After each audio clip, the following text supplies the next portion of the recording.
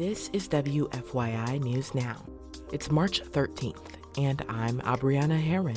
On today's show, Indiana University is under review by the U.S. Department of Education's Office for Civil Rights.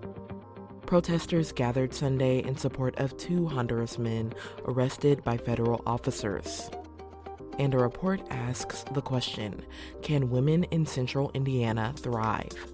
The fact that women are more likely to have income constraints, they have less choice in the neighborhoods that they can live and that they can choose for their kids. So that means less choice in terms of the schools that their kids can go to.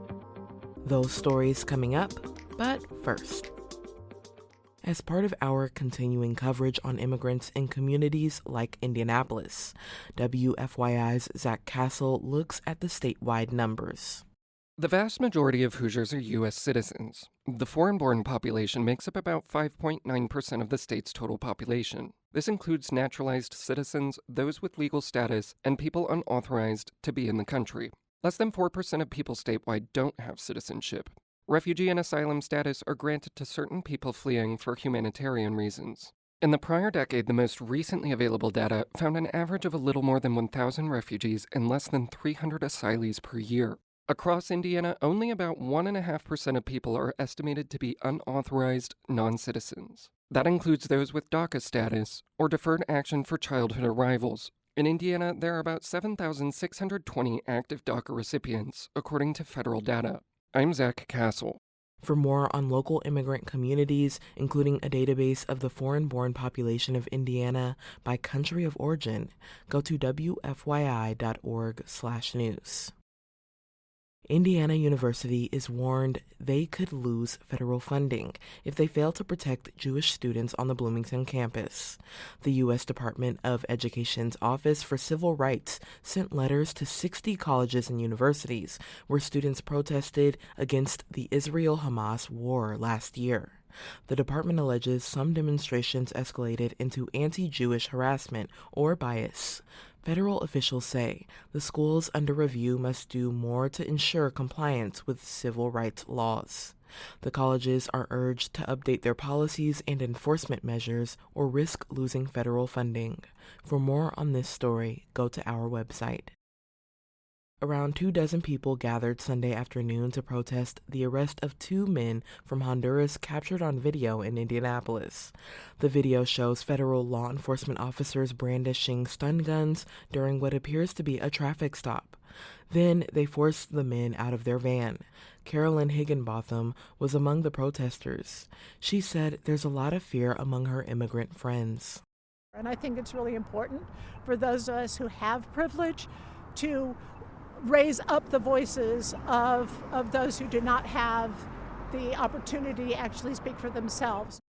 According to reporting from the Indianapolis Star, the wife of one of the men said that he came to the U.S. on a work permit that may have expired.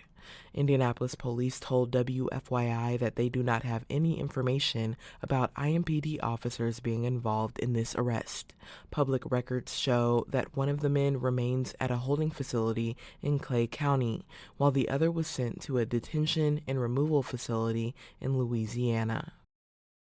And for our final story today, can women thrive in central Indiana? A report from the Women's Fund of Central Indiana digs into this question.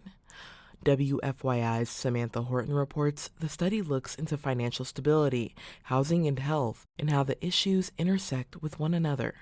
The State of Women in Central Indiana report found that women in the region make 70 cents for every dollar men make, despite more women obtaining college degrees.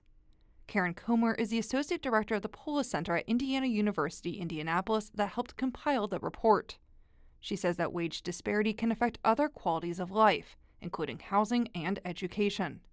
The fact that women are more likely to have income constraints, they have less choice in the neighborhoods that they can live and that they can choose for their kids. So that means less choice in terms of the schools that their kids can go to. Comer says she hopes the report helps start conversations around ways to address other gender disparities. I'm Samantha Horton. And that's all for today's episode of WFYI News Now. Our podcast is produced by Drew Daudelin and Zach Bundy, with support from the news team at WFYI and public media journalists across the state. Our news director is Sarah Neal-Estes. Kendall Antron produced our music, and I'm your host, Abriana Herron. If you like today's episode, remember to subscribe and share, and follow WFYI on Instagram, TikTok, Facebook, and YouTube to check in on our newsroom throughout the day. Thanks for listening. We'll be back tomorrow.